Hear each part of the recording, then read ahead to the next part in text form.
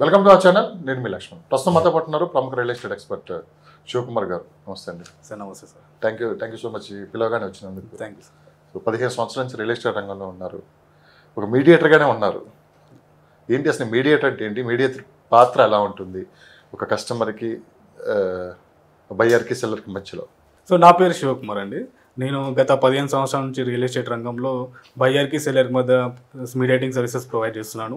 So నీ mediating services అంటే బేసిక్గా ఏంటంటే, ఒక సెల్లర్కి నమ్మకంగా అతని ప్రాపర్టీ అతను అనుకున్న రేటుకి బయ్యర్కి ఇప్పించడం. బయ్యర్కి ఎలా ఉండాలంటే, ప్రాపర్టీ లీగల్గా ఉండాలి, రీజనబుల్ ప్రైస్ ఉండాలి, అండ్ మార్కెట్లో అంటే డాక్యుమెంట్స్ పరంగా కానీ ఫిజికల్ ల్యాండ్ పొజిషన్ పరంగా కానీ క్లియర్గా ఉన్న ప్రాపర్టీ కావాలని ఏ బయ్యర్ అయినా కోరుకుంటారు. సో మీడియేటర్ చేయాల్సిన పని ఇదే అండి. సెల్లర్కి ట్రాన్సాక్షన్ అనేది ఫ్రీ ఉండాలి, ట్రాన్స్పరెంట్గా. బయ్యర్కి ట్రాన్సాక్షన్ ఉండాలి, at the same time property కూడా క్లియర్గా ఉండాలి, డాక్యుమెంట్ పరంగా కానీ ఫిజికల్ పొజిషన్ పరంగా కానీ క్లియర్గా ఉండాలి. ఇక్కడ మీడియేటర్ పాత్ర ఎలా ఉంటుంది? ఒక మీడియేటర్ పాత్ర ఏంటంటే, ముందుగా ఏ రంగంలోనైనా సరే తీసుకుంటే మనము ఒక సెల్లర్కి బయ్యర్, అది ప్రాపర్టీ అవనివ్వండి, వేరే కమోడిటీ కానీ గూడ్స్ కానీ ప్రోడక్ట్ కానీ ఏ ప్రోడక్ట్కైనా బయ్యర్కి సెల్లర్కి మధ్య యాక్టివిటీ ఏదైతే ఉంటుందో అతని మీడియేటర్ అని అంటారు. సో ఇక్కడ మీడియేటర్ చేయాల్సింది ఏంటి అంటే, ముందుగా సెల్లర్ దగ్గర నుంచి ఏదైతే ప్రోడక్ట్ సేల్కి ఉందో, అది ప్లాట్ కానీ విల్లా కానీ ల్యాండ్ కానీ అపార్ట్మెంట్ కానీ ఏదైనా సరే, అది క్లియర్గా ఉందా లేదా, డాక్యుమెంట్ పరంగా ల్యాండ్ పరంగా క్లియర్గా ఉందా లేదా, ఫిజికల్ పొజిషన్ క్లియర్ ఉందా లేదా, ఏదైనా కబ్జాలో ఉందా, లేదంటే ఏదైనా కోర్టులో కేసులో ఉందా, ఇవన్నీ చెక్ చేసుకోవాలి సేల్కి రాగానే అతని చేతికి. వచ్చిన తర్వాత దానికి బయ్యర్ని ఫైండ్ అవుట్ చేయడం. సో ఇతని దగ్గర ఒక బయ్యర్ ఫైండ్ అవుట్ చేయడమా, లేదంటే ఆల్రెడీ బయ్యర్ ఉన్నాడా, ఆ బయ్యర్కి ఈ డాక్యుమెంట్స్ పరంగా ఫిజికల్ పొజిషన్ పరంగా అంతా క్లియర్గా ఉన్న ప్రాపర్టీని బయ్యర్కి చూపించడము.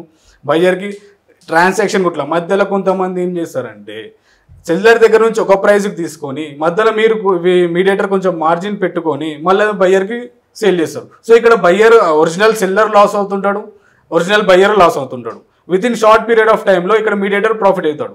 సో ఈ ప్రాఫిట్ కావద్దని నేను అన్నాను, మీడియేటర్ని కావచ్చు, బట్ మీరు ఈ మధ్యవర్తి తత్వం ఏదైతే ఉంటుందో అది నిజాయితీగా నీతిగా చేయండి. అంటే క్లియర్ ప్రాపర్టీస్ ఇవ్వండి. బయ్యర్స్కి మీ మార్జిన్ తీసుకున్న తర్వాత కూడా కొంతమంది బయ్యర్స్కి మీడియేటర్స్ కొంతమంది ఏం చేస్తారంటే, లీగల్గా లేని డాక్యుమెంట్స్ సేల్ చేయడం జరుగుతుంది, పొజిషన్ క్లియర్ లేని ప్రాపర్టీస్ సేల్ చేయడం జరుగుతుంది. కొన్ని కోర్టుల కేసు ఉన్నాయి, అంటే కోర్టుల కేసు అంటే రిజిస్ట్రేషన్ కావనుకోండి, బట్ కొన్ని ప్రాపర్టీస్ డిస్ప్యూట్ ఉంటాయి, అన్నదమ్ముల పంచాయతీలు కానీ పాలల పంచాయతీలు కానీ ఇలాంటివి సేల్ చేయడం జరుగుతుంది. తర్వాత అది కబ్జా ప్రాబ్లం వస్తుంది. సో బయ్యర్ ఇప్పుడు కొన్నప్పుడు రిజిస్ట్రేషన్ అయ్యేంత వరకు బాగానే ఉంటుంది, తర్వాత ప్రాబ్లం వస్తుంది. ఈ ప్రాబ్లం ఫేస్ చేయొద్దంటే ఈ మీడియేటర్ ఏంటంటే, పొజిషన్తో సహా క్లియరెన్స్ చూసుకున్న తర్వాతనే బయ్యర్కి ప్రాపర్టీ సేల్ చేయించాలి. సేల్ చేసిన తర్వాత కూడా ఈ మీడియేటర్ అనే వ్యక్తి ఆ ప్రాపర్టీ అతని పేరు మీద ఉన్నంత వరకు, ఎవరైతే ఇతని దగ్గర కొంటారో అతని పేరు మీద ఆ ప్రాపర్టీ ఉన్నంత వరకు కంప్లీట్ బాధ్యత అనేది తీసుకోవాలి. ఎందుకు తీసుకోవాలి? ఇతను ఫ్రీ ఆఫ్ కాస్ట్లో ఏం సర్వీస్ చేయలేదు కదా. ఇతని దగ్గర సర్టన్ పర్సంటేజ్ అనేది తీసుకుంటాడు, బయ్యర్ దగ్గర సర్టన్ పర్సంటేజ్ అనేది తీసుకుంటాడు. ఆ పర్సంటేజ్ తీసుకునే దేనికోసము, ఇతను సర్వీస్ ఇవ్వడానికి. ఆ సర్వీస్ క్లియరెన్స్ లేనప్పుడు ఇతను ఏదైతే ప్రాపర్టీ ఇప్పించాడో ఆ ప్రాపర్టీకి ఏదైనా ఇష్యూ వస్తే ఈ మీడియేటర్ అనే పర్సనే రెస్పాన్సిబిలిటీ తీసుకోవాలి దానిపైన ఖచ్చితంగా. ఫర్ ఎగ్జాంపుల్ ఏంటంటే, రీసెంట్ హైడ్రా వచ్చింది మన హైదరాబాద్కి. ఇదైతే క్లియర్ కట్ అందరికి ఐడియా ఉంటుందని చెప్తున్నాను. హైదరాబాద్లో హైడ్రా వస్తే మీడియేటర్ త్రూనే కదా ప్రాపర్టీస్ ఉన్న వాళ్ళు మ్యాక్సిమం మెంబర్స్. సో ఎవరైతే హైడ్రా వల్ల ప్రాపర్టీస్ లాస్ అయ్యారో వాళ్ళ పరిస్థితి ఏంటంటే, ఇప్పుడు వాళ్ళకు ఎవరైనా ఈ మీడియేటర్ ఏమైనా వాళ్ళకు హెల్ప్ చేశారా? అట్లీస్ట్ ఒక ప్రాపర్టీ వాల్యూలో 25% అయినా హెల్ప్ చేయగలిగాడా? లేదు. అలా హెల్ప్ చేయలేనప్పుడు వీళ్ళకి కమిషన్ ఎందుకు ఇవ్వాలండి? సో కమిషన్ ఇచ్చినప్పుడు వీళ్ళు హెల్ప్ చేయాలి, వీళ్ళు కంప్లీట్ రెస్పాన్స్ తీసుకోవాలి. ఎందుకంటే వీళ్ళ ఫాల్ట్ అది. వీళ్ళు కరెక్ట్ ప్రాపర్టీ ఇప్పించినట్టయితే వాళ్ళు ఇవాళ హైడ్రా వల్ల ప్రాబ్లం ఫేస్ చేసే వాళ్ళు కాదు కదా. కానీ మీరు అనేది మీడియేటర్ అందరిది తప్పే అని చెప్పి మాట్లాడుతున్నట్లు ఉంది. సో మీడియేటర్స్ కొంతమంది ఎలా ఉంటారంటే, ఆ సేల్ క్లోజ్ అయ్యే వరకే ఆ రిలేషన్షిప్ మెయింటైన్ చేస్తారు. సో తర్వాత నెక్స్ట్ వాళ్ళకున్న బిజీ కావచ్చు, తర్వాత వాళ్ళ పనులు వాళ్ళు పడిపోతారు. ఆ తర్వాత ప్రాబ్లమ్స్ ఫేస్ చేసేది ఎవడు? కొన్నాడు. దానికి బాధ్యత ఎవరూ తీసుకోరు. చట్టపరంగా కావచ్చు, లేకుంటే 15 సంవత్సరాల నుంచి మీరు మార్కెట్లో ఉంది, మీకు రెస్పాన్సిబిలిటీ అంటే ఇది ఉండదా? అంటే మీడియేటర్ మీద, ఒకళ్ళ మీడియేటర్ ద్వారా కొన్నాం కాబట్టి ఆ ప్రాపర్టీకి ఏదైనా ప్రాబ్లం వచ్చేప్పుడు అతని మీద యాక్షన్ తీసుకోవడానికి ఏం లేదా? సో ఇక్కడ నేను ఫస్ట్ ఆఫ్ ఆల్ ఒకటి క్లారిటీ, నేను అందరూ మీడియేటర్స్ని అనట్లేదు. అందరు మీడియేటర్స్ ఏ విధంగా ఉండాలనేది చెప్తున్నాను. నేను కూడా మీడియేటర్. ఇప్పుడు అందరినంటే నాకు కూడా వస్తుంది కదా, నేను ఇలా ఉండాలి, ఏమేమి చేయొద్దు, ఏ విధంగా జాగ్రత్తలు తీసుకొని మీడియేటింగ్ సర్వీసెస్ ప్రొవైడ్ చేయాలనేది ఒక మాట చెప్తున్నాను. ఇక్కడ యాక్షన్, మీడియేటర్స్ పైన యాక్షన్ తీసుకోవాలంటే ఓనర్స్కి ఎలాంటి రైట్స్ ఉండవండి. సో ఎందుకంటే సెల్లర్ దగ్గర నుంచి బయ్యర్ డైరెక్ట్గా ఉంటుంటాడు. కొనేటప్పుడు మీడియేటర్ ఇక్కడ ఏం చేస్తాడంటే బేసిక్గా ఒక సెల్లర్ని ఒక బయ్యర్ని కనెక్ట్ చేస్తాడు అంతే. ఇక్కడ బయ్యర్ ఏం చేస్తాడో ఏదైనా ప్రాపర్టీ డాక్యుమెంట్స్ అవన్నీ వాళ్ళ ఓన్గా చూసుకుంటారు. అలా వాళ్ళ ఓన్గా చూసుకున్నప్పుడు వీళ్ళకు మీడియేటర్ పైన యాక్షన్ తీసుకోవడానికి ఎలాంటి రైట్ ఉండదు కదా. అంటే ఆ విషయాలు కూడా మీడియేటర్ మీద డిపెండ్ అయ్యి చాలా మంది ఆ మీడియేటర్ని గుడ్డిగా నమ్మి ముందుకెళ్ళిన వాళ్ళు చాలా మంది ఉన్నారు. ఆ తర్వాత బోల్తా పడ్డోళ్ళు. అది ఎంతవరకు కరెక్ట్? అది ఎంతవరకు మనం తీసుకోవాలి, ఎంతవరకు పరిధి అనేది ఉండాలి వాళ్ళకి? సో మీడియేటర్ని మనము ప్రతి ఒక్క ప్రాపర్టీ అయినా సరే ఏదైనా సరే మనము హ్యూజ్ ఇన్వెస్ట్మెంట్ చేసేటప్పుడు మీడియేటర్ అనేది ఇంపార్టెంట్ అండి. బట్ ఎలాంటి మీడియేటర్, అతని బ్యాక్గ్రౌండ్ ఏంది, అతను ఎలాంటి సర్వీసెస్ చేశాడు, ప్రీవియస్ ట్రాన్సాక్షన్స్ ఎలా ఉన్నాయి అతనివి, సో ప్రజెంట్ చేసే ట్రాన్సాక్షన్ ఏ విధంగా జరుగుతుంది, అతను ఇన్ కేస్ అతని దగ్గర ప్రాపర్టీ ఉంటే మనకి ఏమైనా సెక్యూరిటీ ఇస్తున్నాడా, లీగల్గా అంటే అన్నాడు ఒక బాండ్ పేపర్ మీద ఏమైనా సెక్యూరిటీ ఇవ్వగలుగుతున్నాడా, ఇది చెక్ చేసుకోవాలండి. ఫర్ ఎగ్జాంపుల్ మేమే ఉన్నాము, సో మేము గత 15 years నుంచి ఉన్నాము. 10 years వరకు మేము ఎలాంటి ప్రికాషన్స్ తీసుకొని కస్టమర్ బయ్యర్కి కానీ సెల్లర్ కానీ మేము ఏమీ సెక్యూరిటీ ఇవ్వలేదు. సో మేము ఈ 10 years గ్యాప్లో ఏం చేసామంటే చాలా ప్రాబ్లమ్స్ చూసాం. అంటే ఎవరైతే బయ్యర్స్ ఉంటారో వాళ్ళు కొన్ని ప్రాబ్లమ్స్ ఫేస్ చేయడం చూసాం. సో ఇవన్నీ మేము కన్సిడర్ చేసుకొని 2020లో మేము కొన్ని సర్వీసెస్ అనేవి యాడ్ చేసుకొని ఒక ప్రైవేట్ లిమిటెడ్ ఫర్మ్ లాగా మేము క్రియేట్ అయ్యి మేము కొన్ని సర్వీసెస్ ఇస్తున్నాం. ఏంటంటే document verification, property cleaning, property boundary, property qualifying, packers and movers, investment security certificate. ఇందులో ఈ ఇన్వెస్ట్మెంట్ సెక్యూరిటీ సర్టిఫికేట్ అనేది మోస్ట్ ఇంపార్టెంట్ అండి ఒక ఇన్వెస్టర్కి, బయ్యర్కి. రేపటి నాడు ఆ ప్రాపర్టీ మా త్రూలకు ఉన్నాడు, రేపటి నాడు ఆ ప్రాపర్టీ మిస్ అయ్యారు, లీగల్గాను ఇల్లీగల్ ఇష్యూ వచ్చి ఏదో ఒకటి ప్రాబ్లం వచ్చి ప్రాపర్టీ మిస్ అయ్యాడు, అలాంటప్పుడు మేము ఇచ్చిన సెక్యూరిటీ సర్టిఫికేట్ త్రూలా వాళ్ళకు ఆ ప్రాపర్టీ మిస్ అయితే ఆ ప్రాపర్టీ వాల్యూ అనేది మేము పే చేస్తున్నాం. సార్ మొత్తం హైదరాబాద్ మీడియేటర్లు ఎంతమంది ఉన్నారు మీ అంచనా ప్రకారం? ఇంటికి ఒకరు ఉన్నారండి హైదరాబాద్లో. అందరూ చెప్పేది ఇదే కదా, మీరు ఏం చెప్పారో వాళ్ళు కూడా ఇంత మించే చెప్తారు, కానీ గ్రౌండ్ లెవెల్లో అన్ని జరగట్లేదు. నేను చెప్పినట్టు ఇన్వెస్ట్మెంట్ సెక్యూరిటీ సర్టిఫికేట్ అనేది ఎవరు చెప్పారండి, ఎవరు ఇవ్వట్లేదు. మేము తప్ప ఎవరు ఇవ్వట్లేదు. ఎవరు చెప్పుండొచ్చు, బట్ ఫిజికల్ డాక్యుమెంట్ పరంగా వచ్చిన వాళ్ళు ఎవరు లేరు, మేము తప్ప. మేము డాక్యుమెంట్ పరంగా ఇస్తాము. మీరు ఇందాక అడిగారు ఒక క్వశ్చన్, యాక్షన్ ఎలా తీసుకోవాలి మీడియేటర్స్ త్రూ మీ పైన. ఈ డాక్యుమెంట్ మేము ఇచ్చే సెక్యూరిటీ సర్టిఫికేట్ పై ఉంటే వాళ్ళ దగ్గర ఉంటే వాళ్ళు మా వల్ల వాళ్ళ ప్రాపర్టీ లాస్ అయితే దెన్ మేము ఎలాంటి సర్వీసెస్ వాళ్ళకు ప్రికాషన్స్ సర్వీసెస్ కానీ వాళ్ళ లాస్ అయిన అమౌంట్కి మేము ఏం చేయలేకపోతే then they can go to court and they can file a case, then they can take action on us. అప్పుడు వాళ్ళు యాక్షన్ తీసుకోవచ్చు మా పైన, అప్పుడు వాళ్ళకి రైట్ ఉంటుంది. ఎందుకంటే మేము సర్టిఫికేట్ ఇచ్చాం కదా, సెక్యూరిటీ సర్టిఫికేట్ ఇచ్చిన తర్వాత కూడా మేము వాళ్ళకి ఎలాంటి హెల్ప్ చేయలేకపోతే దెన్ వాళ్ళు అప్పుడు తీసుకోవచ్చు యాక్షన్. లాస్ట్ 5 years నుంచి మీరు ఇవన్నీ ఇంప్లిమెంట్ చేసాం. 10 years నుంచి మొత్తం స్టడీ చేసి లాస్ట్ 5 years నుంచి ఇంప్లిమెంటేషన్. Okay, nice. సో చాలా మంది ఇప్పుడు ఏం ఆలోచిస్తున్నారంటే ఇంకా మీడియేటర్ కానీ బ్రోకర్ అనొచ్చు, రకరకాలుగా ఉన్నాయి, ఇక్కడ పదాలు వేరైనా కానీ మొత్తం అక్కడికి వస్తుంది. సో వీళ్ళ ద్వారా కాకుండా డైరెక్ట్గా మాకు ఓనర్స్ తెలుసు, ల్యాండ్ లార్డ్స్, వాళ్ళ దగ్గరికి వెళ్ళి మేము పర్చేజ్ చేస్తాము, ఈ మధ్యలో ఈ కమిషన్లు కానీ ఏముండే అవసరం లేదు అని చెప్పి కొంతమంది ఈ మధ్యకాలంలో ఆలోచిస్తున్నారు. మీ దగ్గర కూడా వచ్చి ఉంటుంది ఇలాంటివన్నీ. అది ఎంతవరకు సేఫ్ అంటే మీరు ఏం చెప్తారు? మధ్యలో ఒక మీడియేటర్ లేకపోతే ఆ ప్రాపర్టీ తీసుకోవటం డైరెక్ట్గా ఎంతవరకు సేఫ్ అని? అది 90% రిస్క్ అండి. రిస్క్ అన్నారు, కరెక్ట్గా ఇదే అన్నారు. అందరూ ఏం చెప్తారంటే ఇక్కడ మీకు నష్టం జరుగుతుందని చెప్పి మీరు రిస్క్ అని చెప్తారని చెప్పి ఈ మధ్యకాలంలో బాగా వినిపిస్తుంది. ఈ బ్రోకర్స్ కావచ్చు, మీడియేటర్స్కి ఇదే చెప్తారు. ఆ రిస్క్ అనేది ఏంటో చెప్పండి అసలుకి, మీరు లేకపోతే ఏంటి రిస్క్? సో రిస్క్ ఏంటంటే అండి ఇక్కడ డైరెక్ట్ ఓనర్ ఒక బయ్యర్ ఉన్నాడు, ఒక ఇన్వెస్టర్ ఆర్ బయ్యర్ ఉన్నాడు, అతనికి ఒక ప్రాపర్టీ ఉన్నాడు డైరెక్ట్గా తెలిసినప్పుడు అతనికి డాక్యుమెంట్స్ ఎలా చూసుకోవాలో తెలియదు. ఆ ఏరియా గత 10 సంవత్సరాలు 50 సంవత్సరాలు 30 సంవత్సరాల తర్వాత అప్పటి నుంచి ఏ విధంగా కన్వర్ట్ అయిపోతా వచ్చిందో అతనికి తెలియదు. అతను డైరెక్ట్ ఓనర్ని అడిగితే ఓనర్ ఏమంటారు ఎక్సలెంట్ ఉంది, సూపర్, ఆయన వర్షన్ ఆయన చెప్పుకుంటాడు, ఆయన సేల్ కావాలి కాబట్టి. సో ఈ బ్యాక్గ్రౌండ్ వెరిఫికేషన్ అనేది ఆయనకు తెలియదు కదా.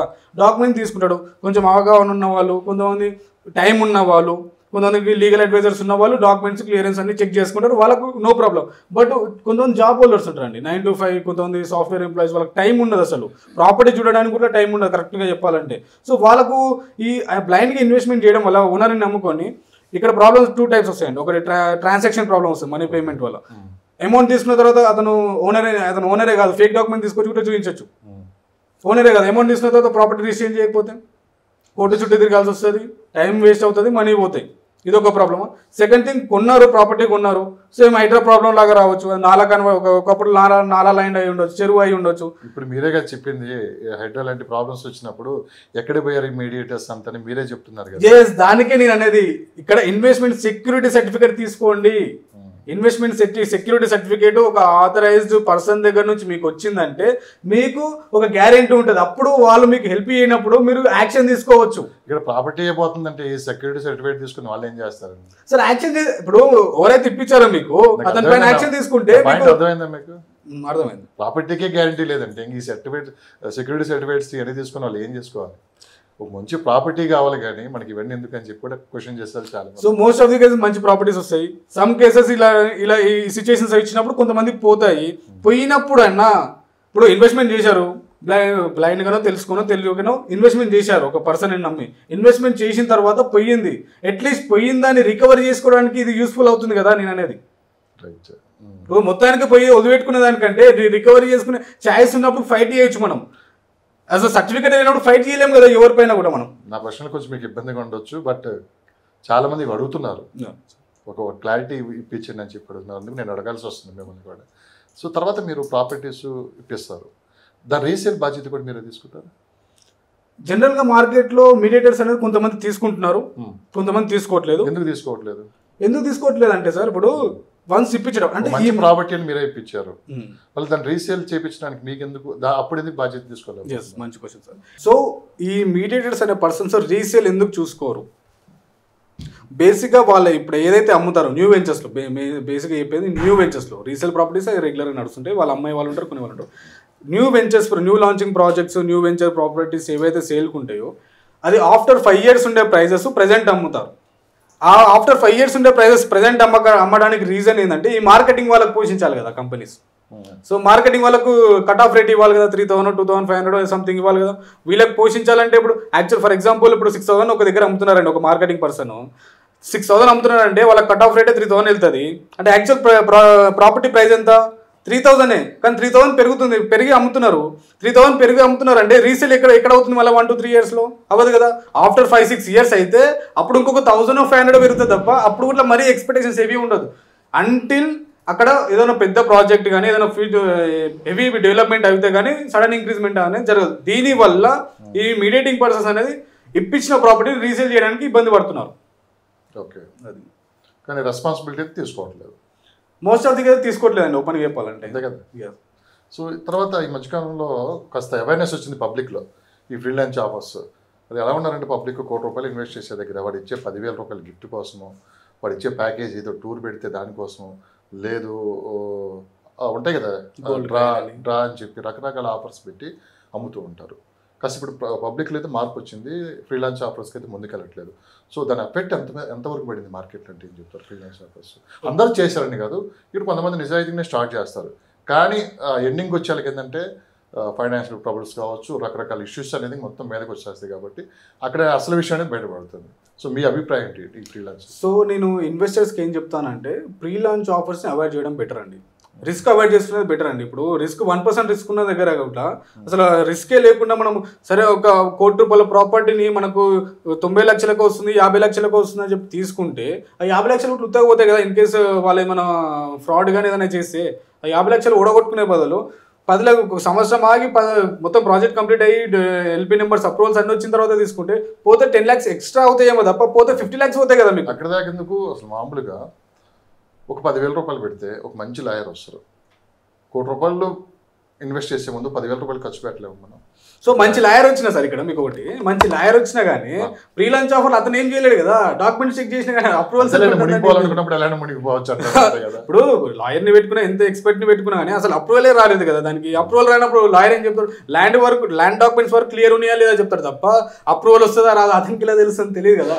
సో బెటర్ అప్రూవల్స్ వచ్చిన తర్వాత LP numbers what is permissions ఉంటాయో అవన్నీ వచ్చిన తర్వాత ఇన్వెస్ట్మెంట్ చేయండి. సో వాళ్ళు position period long period sir 4 years అని 3 years అని 8 years అని డిపెండ్స్ ఆన్ ప్రాజెక్ట్ దానికి ఓకే. బట్ అసలు అప్రూవల్స్ రాకముందుకు ఇన్వెస్ట్మెంట్ చేయడం అనేది రిస్కే, 99.99% రిస్కే.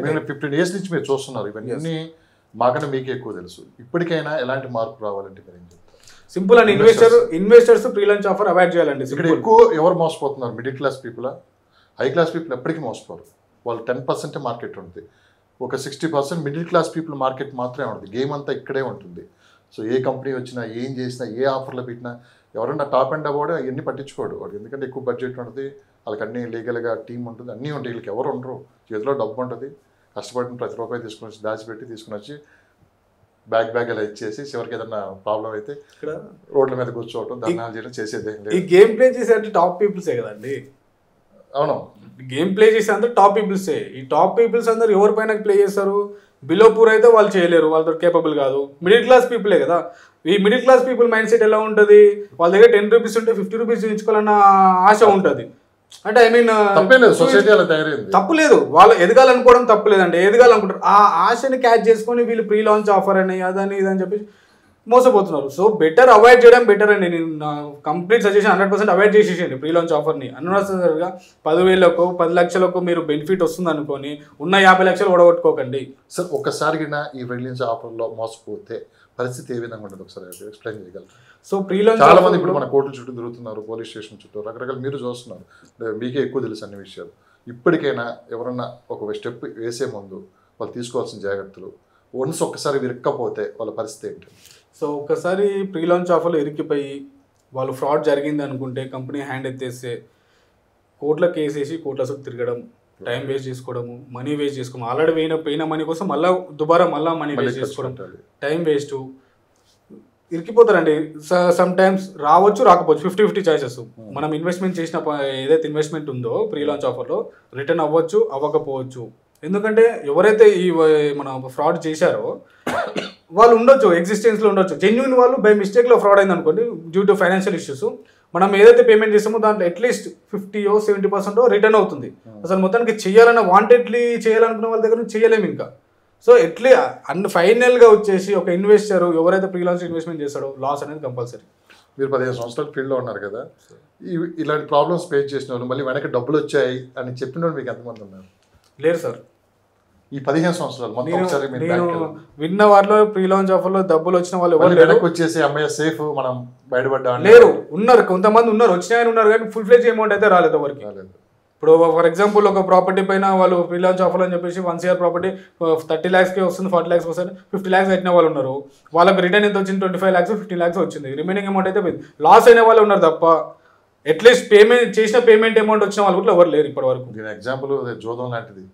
ఒకసారి మనం దీంట్లో దిగిన తర్వాత వెనక్కి రావటం అనేది ఉండదు. 100% ఇలాంటి రూబ్లో విరుక్కున్నామంటే మనకు వెనక్కి రావటం అనేది ఉండదు. రైట్. ఈ క్లియర్ ప్రాపర్టీని ఎలా గుర్తించాలి? సో క్లియర్ ప్రాపర్టీ అనేది ఎలా? ప్రాపర్టీ అంటే ఏంటి అసలు? ముందు మన స్టెప్ 1 ఎలా మొదలవ్వాలి? క్లియర్ ప్రాపర్టీ ఫస్ట్ స్టెప్ 1 అంటే ఓపెన్ ప్లాట్ అనుకోండి, డబల్ రిజిస్ట్రేషన్ ఉందా లేదా చెక్ చేసుకోవాలి. ఈసీ చెక్ చేసుకున్న సరిపోతుంది. ఎస్ఆర్ఓ ఆఫీస్లో మనం వెళ్ళి ఈసీ కానీ చెక్ చేస్తే డబల్ రిజిస్ట్రేషన్ ఉందా లేదా తెలుస్తుంది. సెకండ్ థింగ్, పొజిషన్ క్లియర్ ఉందా లేదా. కొన్ని ప్రాపర్టీస్ ఎలా ఉంటాయంటే డాక్యుమెంట్స్ పరంగా క్లియర్గా ఉంటుంది, సింగిల్ రిజిస్ట్రేషన్ ఉంటుంది, సింగిల్ ఓనర్ ఉంటుంది, డాక్యుమెంట్ పరంగా క్లియర్, లీగల్గా లేఅవుట్ అయిన ల్యాండ్, ఓపెన్ ల్యాండ్ నుంచి వెంచర్ అప్రూవల్స్ అన్నీ క్లియర్గా ఉంటాయి. డ్యూ టు సమ్ రీజన్స్ ఏమవుతుందంటే కబ్జాలో అంటే బార్డర్స్లో ఉండడం వల్ల ప్లాట్స్ ల్యాండ్ వాళ్ళు దున్నేయడము, దాన్ని ఏం చేయలేకపోవడము, వెనకటికి ఓల్డ్ బిల్డర్స్ డెవలపర్స్ ఏం చేశారంటే లేఅవుట్ చేసిన వాళ్ళు కొంత మేరకు ల్యాండ్కి అమౌంట్ పే చేయడం, రిమైనింగ్ అమౌంట్ చేయకపోవడము, దానివల్ల వాళ్ళ రైతులు ఎవరైతే ఉంటారో ఆ ప్లాట్లని దున్నేయడం జరిగింది. అట్లా డాక్యుమెంట్స్ క్లియర్గా ఉన్నా కానీ పొజిషన్ ఉండకపోవడం. ఓకే. సో ఇలా చాలామంది ఫేస్ చేశారు. రీసెంట్గా ఒక పర్సన్ నాకు ఎన్ఆర్ఐ కస్టమర్, వాళ్ళు 600 square yards షాద్నగర్ ఏరియాలో ఒక వెంచర్లో కొన్నారు. అంటే పాత వెంచర్, ఆ కంపెనీ ఊళ్ళో పాత, ప్రజెంట్ లేదు, ఆ కంపెనీ లేదు. వాళ్ళు 600 square yards కొని వాళ్ళు అబ్రాడ్ వెళ్ళి 6-7 years అవుతుంది అప్రాక్సిమేట్గా. వాళ్ళు మళ్ళీ రీసెంట్గా నాకు అంటే వాళ్ళు రెగ్యులర్ ఇన్వెస్ట్మెంట్ చేసేవాళ్ళే, రీసెంట్గా ఆ ప్రాపర్టీ సేల్ చేయడానికి నాకు కాల్ చేశారు. అక్కడ పొజిషన్ వెళ్ళి చూస్తే ఆ వెంచరే లేదు, మొత్తానికి వెంచరే లేదు. 5 acres వెంచరే లేదు. మొత్తం చుట్టుముట్టు ఫెన్సింగ్ వేసి రైతులు వ్యవసాయం చేస్తున్నారు దాంట్లో. అక్కడికి వెళ్ళి అడిగితే సో ప్రాబ్లం ఇట్లా అమౌంట్ ఇవ్వలేదు మాకు అని చెప్పేసి అన్నారు. అందులో చాలా మంది ఇన్వెస్ట్మెంట్ చేసిన వాళ్ళందరూ లాస్. సో డాక్యుమెంట్స్ క్లియర్గా ఉండాలి, డబల్ రిజిస్ట్రేషన్ చెక్ చేసుకోవాలి, డాక్యుమెంట్ పరంగా పాస్ట్ జీపీఏ హోల్డర్స్ అన్ని సిగ్నేచర్స్ అప్రూవల్స్ అన్ని క్లియర్గా ఉన్నాయా లేదా చెక్ చేసుకోవాలి, పొజిషన్ ఉందా లేదా చెక్ చేసుకోవాలి. ఇవి క్లియర్గా ఉంటే, పొజిషన్ డాక్యుమెంట్ క్లియర్గా ఉంటే మనం ప్రాపర్టీ పర్చేజ్ చేయొచ్చు. ల్యాండ్ కానీ ప్రాపర్టీ, ఈ ఓపెన్ ప్లాట్స్ కానీ బిల్డింగ్స్ కానీ ఏవైనా సరే డాక్యుమెంట్స్ పొజిషన్ క్లియర్గా ఉండాలి. ఇంతవరకు క్లారిటీ ఉంది సార్. ఈ మధ్యకాలంలో భూముల రేట్లు పెరిగిన తర్వాత బంధుత్వాలు అన్నీ తెగిపోయాయి. సో ఒక భూమికి వాల్యూ పెరిగిన తర్వాత ఇప్పుడు మీ పేరు మీద ఉంది అంటే మా ఫాదర్ ఉన్నారనుకోండి, నేను ఇద్దరు అనుకోండి, నా పేరు మీద ఒక 5 ఎకరాస్, మా బ్రదర్ మీద ఒక 5 ఎకరాస్ ఇచ్చారు. సో ఇక్కడ ఏం జరుగుతుందంటే నేను అమ్ముకునే టైంకి మా బ్రదర్ వచ్చేసి ఏమంటున్నారంటే అందులో నాకు బాగుందని చెప్పి కోర్టుకి వెళ్తున్నాను. ఈలోపు కొనుక్కున్న పరిస్థితి ఎంతో అర్థం కావట్లేదు. ఏది వాడు కొన్న తర్వాత ఇదంతా జరుగుతుంది. ఇలాంటి ఎలా సార్ అంటే ఇప్పుడు చూస్తున్నారు లేడీస్ ఉన్నారు నా అక్క చెల్లెళ్ళ ఇంట్లో, నాకు బాగుందని చెప్పి వాళ్ళు వస్తున్నారు, వీళ్ళు అంతా బాగుంటున్నారు, ఈ గొడవలు వీళ్ళు ఇదంతా కొడుకున్న నాశనం అయిపోతున్నాడు అక్కడ. సో ఇలాంటి ప్రాబ్లమ్స్ నుంచి బయటపడాలంటే ఎలా, ఇవి ఎలా మనం ఈ డాక్యుమెంట్ పరంగా కావచ్చు లేకపోతే ఇలాంటి ప్రాబ్లమ్స్ వచ్చినప్పుడు మనం ఎలా ఫేస్ చేయాలి? సో మీరు ఇప్పుడు ఏదైతే క్వశ్చన్ అడిగారో కొన్న వాళ్ళు లాస్ అవుతున్నారో అన్న తమ్ముల మీద పేర్ల మీద ఉంటే ఒక బాగుంటున్నారు వాళ్ళంతా ఫ్యామిలీ, ఎప్పుడైతే మనీ వస్తుందో పెద్ద అమౌంట్ అప్పుడు పంచుకున్న దగ్గర ఎక్కడో అంటే మన భాషలో మాట్లాడుతూ ఉంటే ఆడు కోర్టుకి వెళ్ళిపోతున్నారు. సో ఇక్కడ ఈ కేసు అనేది వర్తించాలండి. ఇప్పుడు అన్నదమ్ములో ఇద్దరు ఉన్నారు, సో నేను ఇద్దరం బ్రదర్స్, మీరు ల్యాండ్ అమ్ముకుంటున్నారు, నేను వచ్చి కేసు ఇస్తున్నా, ఈ కేసు అనేది వర్తించదండి. కేసు ఎప్పుడు వర్తిస్తుంది ఒక లేడీస్ ఏంటంటే తోడబుట్టువులు కానీ మన ఆడపడుచులు కానీ కేసు ఎప్పుడు వర్తిస్తుంది అంటే అన్న పేరు మీదనో తమ్ముడి పేరు మీదనో ప్రాపర్టీ సేల్ చేస్తే వర్తించదు. ఫాదర్ పేరు మీద ప్రాపర్టీ ఉన్నప్పుడు ఆ ఫాదర్కి సంబంధించిన వారసులు ఎవరైతే ఉంటారో వీళ్ళందరికీ హక్కు ఉంటుంది అనమాట. సో ఆ ఫాదర్ భూమి అమ్మినప్పుడు ఈ వారసులలో ఎవరి సైన్ లేకపోయినా ఎవరు పెట్టకపోయినా అప్పుడు బయ్యర్ ప్రాబ్లం అనేది సఫర్ అవుతారు తప్ప ఈ ఫాదర్ నుంచి వారసులకు ఆల్రెడీ ఎవరి పట్టాలు వాళ్ళకి అయిపోయాయి అనుకోండి, ఎవరి భూమి వాళ్ళు అమ్ముకోవచ్చు, వేరే వాళ్ళకి హక్కు అనేది లేదు. కేసు చేసినా కానీ అది నడవదు. ఓన్లీ ఫాదర్ పైన ఉన్నప్పుడే వారసులకు హక్కు ఉంటుంది. మధ్యకాలం ఎక్కువ కనిపిస్తున్నాయి చూస్తున్నాం, చాలా అవుతున్నాయండి, చాలా ఎక్కువ ప్రజెంట్ అవే నడుస్తుంది, చాలా అవుతున్నాయి. భూముల రేట్లు పెరిగినాయి, ఎన్నడూ చూడండి పైసలు వస్తున్నాయి, కోట్లు వస్తున్నాయి, ఆశలు పెరుగుతున్నాయి. సో ఎప్పుడో వాళ్ళ ఫాదర్ అంటే ఇక్కడ ఈ ప్రాబ్లమ్స్ ఎందుకు రేజ్ అవుతున్నాయి అంటే వీళ్ళు మైనర్స్ ఉండడము, లేదంటే వీళ్ళకి అవగాహన లేకుండా వాళ్ళ ఫాదర్ డైరెక్ట్గా ప్రాపర్టీ ఒక బయ్యర్కి అమ్మేసిండు, తర్వాత ఇప్పుడు రేట్లు పెరిగేసరికి ఏమవుతుంది, వీళ్ళు నేను సంతకం పెట్టలేదు అప్పుడు అని చెప్పేసి వస్తున్నారు. సో వీళ్ళు అలాంటప్పుడు వీళ్ళు వచ్చినప్పుడు వాళ్ళకి ఇంత ఇచ్చి సెటిల్మెంట్ చేసుకోవడమే, చివరికి ఎక్కడ పోయినా అదే జరుగుతుంది, సెటిల్మెంట్ చేసుకోవడమే. ఎందుకంటే ఇప్పుడు లాస్ అలా ఉన్నాయి కదా, మరి దాన్ని చేంజ్ చేస్తే ఇంకేం చేయలేదు. గ్రౌండ్ లెవెల్ ఇదే జరుగుతుంది, గ్రౌండ్ లెవెల్ ఇదే జరుగుతుందండి. ఇంతకన్నా ఘోరంగా అయితే కొట్లాడాలి, పంచాయతీలు అవుతున్నాయి. ఇంకో ప్రశ్న శివకుమార్ గారు, నాకు ఎప్పటి నుంచో పరిచయం మీరు, నేను ప్రాపర్టీ కొనుక్కున్నాను అనుకున్నా, నేను మిమ్మల్ని చూసి ప్రాపర్టీ కొన్నాను, నాకు బాగా పరిచయం, మీ గురించి నాకు అంతా తెలుసు, చాలా నమ్మకం నాకు మీరంటే. మిమ్మల్ని చూసి నేను ప్రాపర్టీ కొనాలా, లేదు ఆ ప్రాపర్టీ డాక్యుమెంట్స్ లేకుంటే అటు ముందు 7 తరాలు ఇటు 6 తరాలు ఇవి ఉంటాయి కదా మొత్తం డాక్యుమెంట్స్ కావచ్చు, ఏంటి ఇష్యూస్ అనేది దాన్ని బేస్ చేసుకొని నేను ప్రాపర్టీ కొనాలా? మీరు మొహమాటం కూడా ఒకటి ఉంటుంది మధ్యలో, నాకు తెలియకుండా నువ్వు ఎట్లా కొనుక్కుంటావు నా మీద నమ్మకం లేదు ఎన్ని సంవత్సరాల నుంచి, ఇలా సెంటిమెంట్ రావాలి చాలా నడుస్తుంది మార్కెట్లో. సో అది నడుస్తుందా ఇప్పటికీ? ఎందుకు కొనాలి మిమ్మల్ని చూసి నేను? సో ఇక్కడ నన్ను చూసి కొనమని నేను చెప్పనండి, మనకున్న పరిచయాన్ని బట్టి కొనమని. క్లారిటీ ఉన్నారా? నేను క్లారిటీ 100% క్లారిటీ. నీకు నాకున్న రిలేషన్ బట్టి నేను లాస్ అవ్వమంటే మీరు లాస్ అవుతారండి. 50 లక్షలు మీరు కష్టపడి సంపాదించుకున్నారు, చిన్నప్పటి నుంచి మీరు ఏదో వర్క్ చేసి నాన్న కష్టపడి 50 లక్షలు పోగు చేసుకున్నారు. 50 లక్షలు రే బాబు నన్ను నమ్ము ఇక్కడ పెట్టు మునిపో అంటే మునిగిపోతారండి. కానీ మార్కెట్లో ఏం జరుగుతుందో మీకు తెలుసా? మార్కెట్లో ఇదే సెంటిమెంటల్ డ్రామా, ఎమోషనల్ చేస్తున్నారు. బట్ అలా అవ్వద్దు.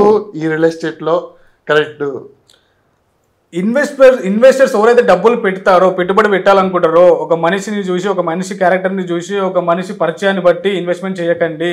అతను ఏ విధంగా సర్వీసెస్ ఇస్తాడు, అతను ఒకవేళ అమ్మిన తర్వాత కూడా మనకు అమ్మించిన తర్వాత కూడా ఎలా మనతో పాటు ఉంటాడు, అమ్మక ముందు ఎలా ఉన్నాడు రిలేషన్షిప్, అమ్మిన తర్వాత మనతో ఎలా జర్నీ చేస్తాడు, మళ్ళీ మనం అమ్మాలనుకుంటే ఏం చేస్తాడు, అతని దగ్గర ప్రాపర్టీ కొంటే మన పేరు మీద ఉండేంత వరకు మనకి సపోర్ట్గా ఉండడా, ఓన్లీ మాట పరంగా కాకుండా ఫిజికల్ డాక్యుమెంట్ పరంగా మనకి ఏమైనా ఇస్తాడా, అష్యూరెన్స్ ఇస్తాడా, ఇవి చూసుకొని అప్పుడు ఇన్వెస్ట్మెంట్ చేయండి.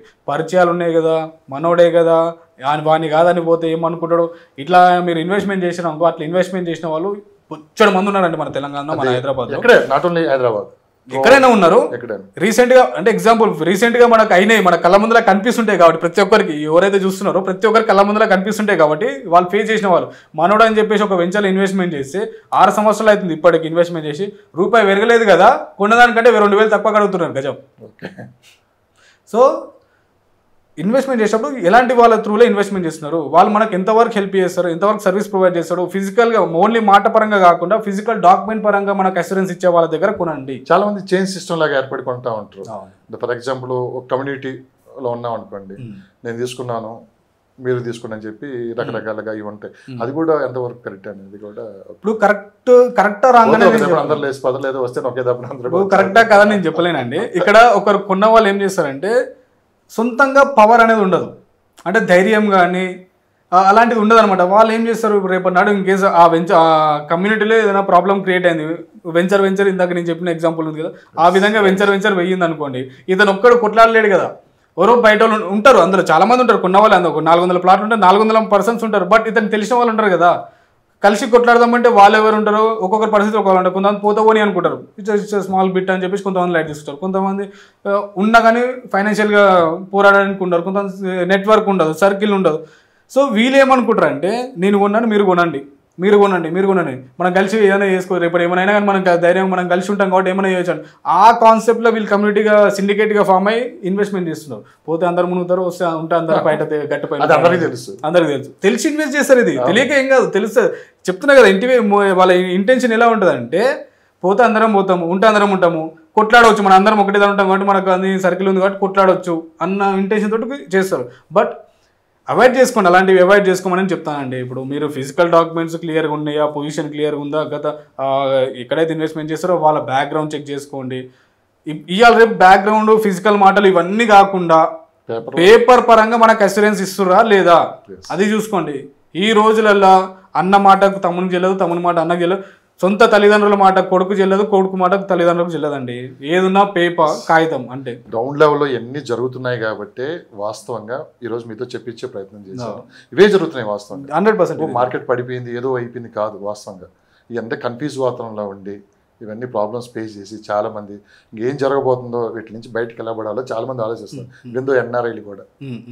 రైట్ అండ్ శివకుమార్ గారు, ఇప్పుడు కార్పొరేట్ కంపెనీలో కొత్త సిస్టమ్ కనిపెట్టింది, చైన్ సిస్టమ్ అని చెప్పి కూడా ఒకటి నడుస్తుంది, ఏంటి అది? సో కార్పొరేట్ కంపెనీస్లలో మార్కెటింగ్ వాళ్ళు ఏం చేస్తున్నారంటే సార్, అది ఒక కస్టమర్ వచ్చినప్పుడు ఒక మార్కెటింగ్ పర్సన్ దగ్గరికి, మార్కెటింగ్ పర్సన్ కస్టమర్ దగ్గరికి వెళ్ళినా లేదంటే కస్టమర్ మార్కెటింగ్ పర్సన్ దగ్గరికి వచ్చినా వీళ్ళు ఏం చేస్తున్నారంటే ఫస్ట్ కస్టమర్ లాగా చూడటం బంద్ చేశారు. ఒక కస్టమర్ వస్తే అతనితో వీళ్ళు చేయాల్సిన పని ఏంది, ఇన్వెస్ట్మెంట్ చేయించడమే. వీళ్ళు చేయాల్సిన ఇన్వెస్ట్మెంట్ చేయించడమే, ప్లాట్ అమ్మడం వరకే. వీళ్ళు ఏం చేస్తున్నారంటే కొంచెం డౌట్ఫుల్ అనిపించిన కస్టమర్, వీళ్ళు ఏం చేస్తున్నారు, ఆ కస్టమర్ని ఏజెంట్లుగా మార్చేస్తున్నారు. ఓకే, వచ్చిన ఇన్వెస్ట్మెంట్ చేయడానికి వచ్చిన కస్టమర్ని అమ్మడానికి తయారు చేస్తున్నారు వీళ్ళు. సో దీనివల్ల ఏమవుతుంది, కొనే అతనే మళ్ళీ మార్కెటింగ్ పర్సన్ అయితే కొనేవాళ్ళు ఒక పర్సన్ మైనస్ అయినట్టుగా ఎలిమినేట్ అయినట్టుగా ఇన్వెస్టర్ లిస్ట్ నుంచి. ఆ పర్సన్ ఏం చేస్తాడు, ఆలోచన వస్తుంది, ఎందుకు ఈయన ఏజెంట్గా మారుస్తున్నాడు, సార్ మీకు పర్ స్క్వేర్ 500 1000 రూపీస్ మార్జిన్ ఉంటుంది సార్, మీరు కొనుక్కున్నా పర్లేదు, మీరు మీ ఫ్రెండ్స్ సర్కిల్లో రిఫర్ చేయండి, మీకు కమిషన్ వస్తుంది సార్ మీకు అని చెప్పేసి అంటారు. అతను ఏం ఆలోచిస్తాడు, ఇక్కడ ఇన్వెస్ట్మెంట్ చేస్తే నాకు సంవత్సరం తర్వాత ఒక 500-1000 రూపాయలు పెరుగుతుంది, ఇక్కడ ఒక కస్టమర్ని ఇప్పిస్తే నాకు నెల రోజులలో నాకు వస్తున్నాయి కదా 1000 రూపాయలు. అసలు ఈ ఇన్వెస్టర్ ఎందుకు ఇన్వెస్ట్మెంట్ చేస్తాడు, ఇన్వెస్ట్మెంట్ చేసి ఫర్ ఎగ్జాంపుల్ ఒక 10 lakhs ఇన్వెస్ట్మెంట్ చేసి 1 lakh కోసము సంవత్సరం అంతా వెయిట్ చేసే బదులు 45 daysలో కస్టమర్ ఇస్తే నాకు 1 lakh వస్తుంది కదా అని చెప్పేసి ఆలోచనతోటి ఇతను చేస్తాడు. సేమ్ కాన్సెప్ట్ ఇంకొకరు రిఫర్ చేస్తాడు, వాళ్ళు సేమ్ ఇది ఆలోచన. ఈ విధంగా ఇన్వెస్టర్స్ కాస్త ఏజెంట్స్గా మారుతున్నారు, ఇన్వెస్ట్మెంట్ చేయట్లేదు. దీనివల్ల కూడా కొంచెం మార్కెట్ అనేది స్లో డౌన్ అవుతుందండి. ఇది కూడా పెద్ద ట్రిక్ మార్కెటింగ్. భవిష్యత్తులో ఏమేమి వస్తాయి కూడా ఊహించలేకపోతుంది, తెలియదు. ఇంకా అందరు మార్కెటింగ్ వాళ్ళే అవుతారు, కొనేవాళ్ళు కార్పొరేట్ స్టైల్ అయిపోతుంది. ఒకప్పుడు ఏజెంట్ అంటే వైట్ షర్ట్, ప్రొఫెషనల్ గా ఒక బ్రాస్ లైట్ పెట్టుకొని అమ్మేసేవాళ్ళు, ఇప్పుడు అలా కాదు. సో ఒకసారి మళ్ళీ మనం మార్కెట్ గురించి డిస్కషన్ చేద్దాం. ఏం సార్ 2024 ఇదే టైంకి మార్కెట్ చాలా బాగుంది, 25కి వచ్చాక మార్కెట్ పూర్తిగా డౌన్ అయిపోయిందని చెప్పి కూడా పెద్ద ఎత్తున చర్చ నడుస్తుంది. డౌన్ అవుందని పూర్తిగా అయిపోయిందని కాదు కానీ 50% మార్కెట్ స్లో డౌన్ అయిపోయింది. దీనికి కారణాలు ఏంటి? కాస్త లాస్ట్ 2 months నుంచి మార్కెట్ కాస్త పుంజుకుందని చెప్పి మార్కెట్లో వినిపిస్తున్న మాట. 4th city, especially 4th city మీద గవర్నమెంట్ ఫోకస్ పెట్టింది, చాలా వరకు అటువైపు ఇన్వెస్ట్ చేయడానికి ఇంట్రెస్ట్ చూపిస్తున్నారన్నారు. సో మీకున్న సమాచారం ప్రకారం ఈ 1 year నుంచి ఏం జరుగుతుంది మార్కెట్లో?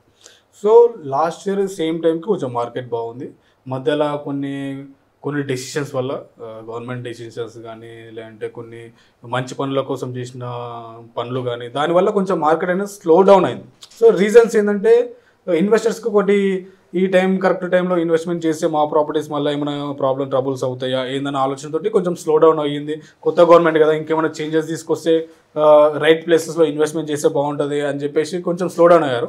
సో గవర్నమెంట్ ఒక డెసిషన్ తీసుకుంది future city or fourth city అని చెప్పేసి. సో ఇన్వెస్టర్స్ ఇప్పుడు కొంచెం రెడీ అయ్యారు ఇన్వెస్ట్మెంట్ చేయడానికి.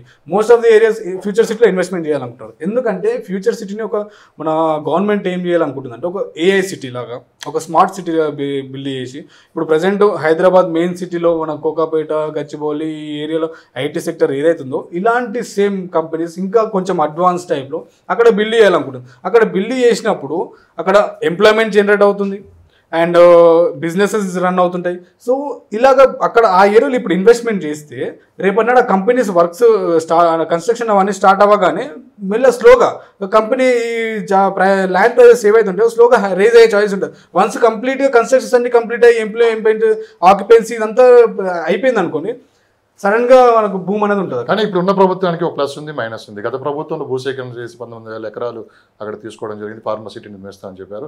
పెద్ద ఎత్తున అప్పుడు పెట్టుబడులు కూడా తరలి వచ్చాయి. ఆ చుట్టుపక్కల ల్యాండ్స్ కూడా విపరీతం పెరిగిపోయాయి.